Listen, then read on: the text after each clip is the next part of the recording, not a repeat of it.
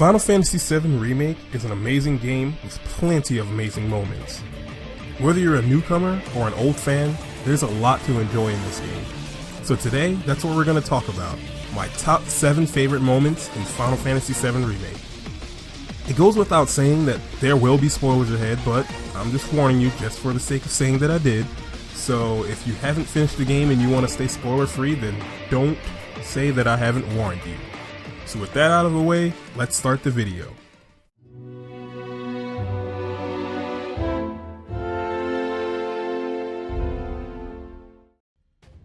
Number 7. First on the list is the Coliseum in Wall Market. I found that it was really useful to help you hone your skills in battle, especially when you're forced to use a single character. I think I learned more about using characters in the Coliseum than I did the entire time I was playing the game up until then.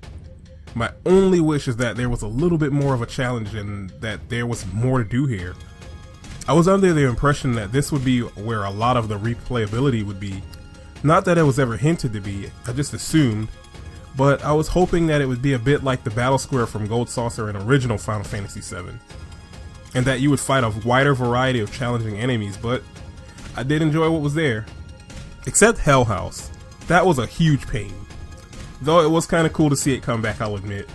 Like, it was a nice surprise because with everything that had been happening, I had forgotten all about the Hell House, and then he pops up as what I think was like one of the hardest boss fights in the game.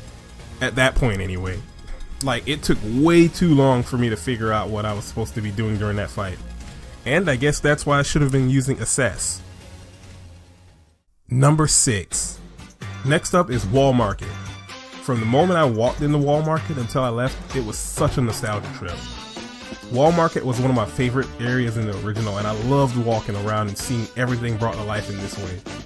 And they had everything. The gym, the restaurant, the clothing store, Honeybee Inn. You can't forget about Honeybee Inn.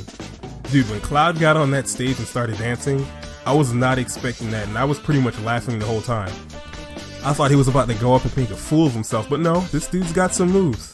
Where and when the heck did Cloud learn to dance like that? And Don Corneo. He was just as sleazy as in the original, and I loved it. I swear the characters in this game are the best. Oh, and I love how they implemented Johnny into the game this time around. Before he was just a throwaway character, but this time he got the remake treatment and was fleshed out so much that I actually like him now. Number 5.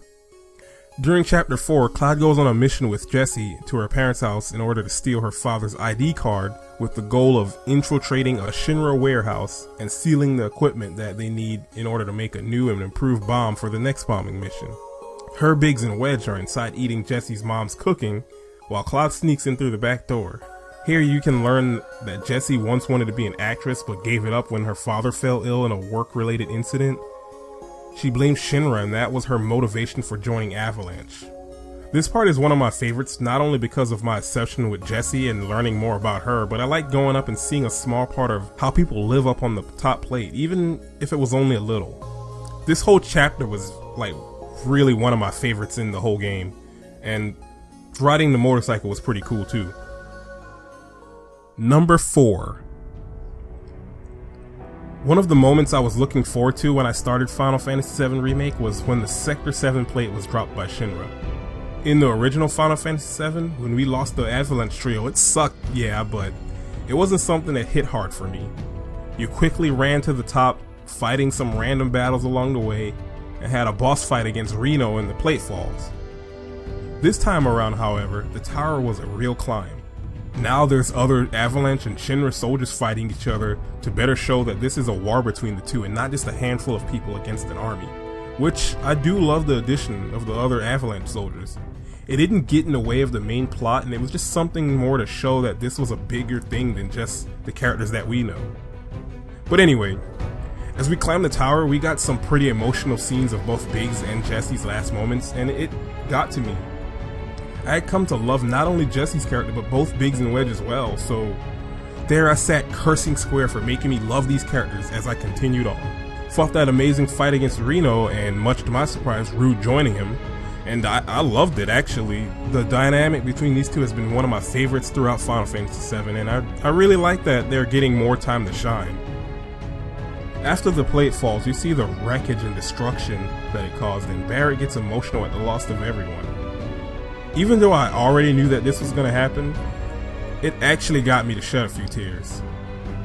The voice acting by John Eric Bentley had to be at its best at this part, which he was an amazing Barrett, by the way. Couldn't have asked for a better voice actor. Number 3. I know that some people didn't like fighting Sephiroth as the final boss, and it was too adjant children to others, but much to even my own surprise, considering that I originally didn't want Sephiroth included as much, I actually really liked this, even if it was mostly because it was epic as hell. Not to mention that this is the first time that Aerith actually fights this guy, for obvious reasons. It starts as a one-on-one with Cloud and Sephiroth, and then as your friends join you, Sephiroth amps it up as well.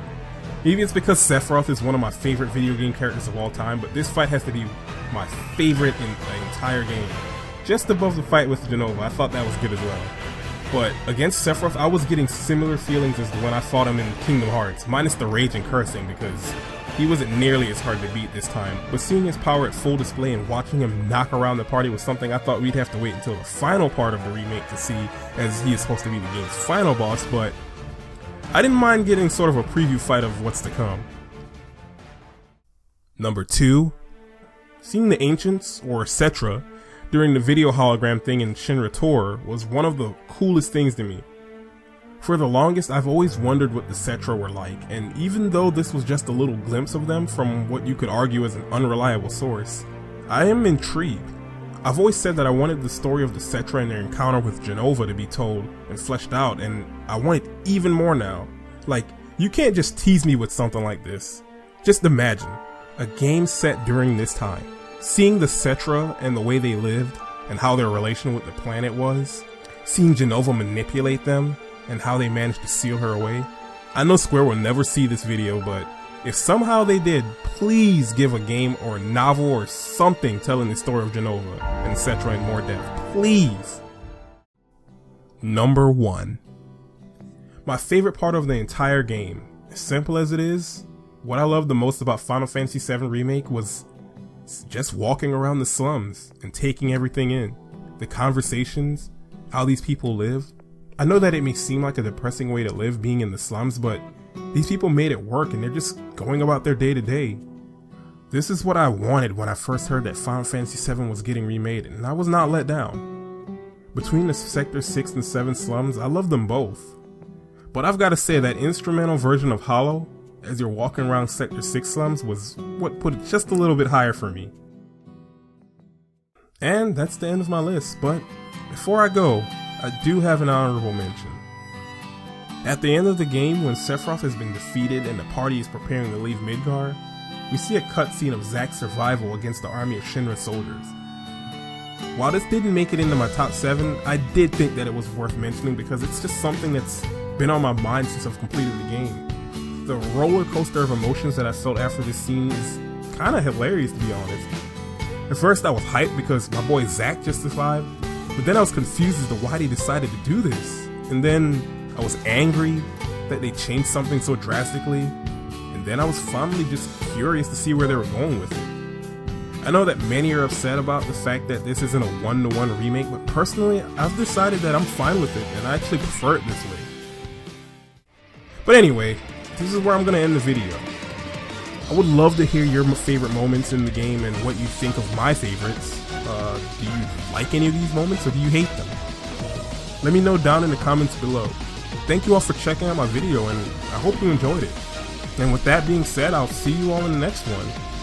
Until then, take care and be sure to enjoy the rest of your day. Bye guys.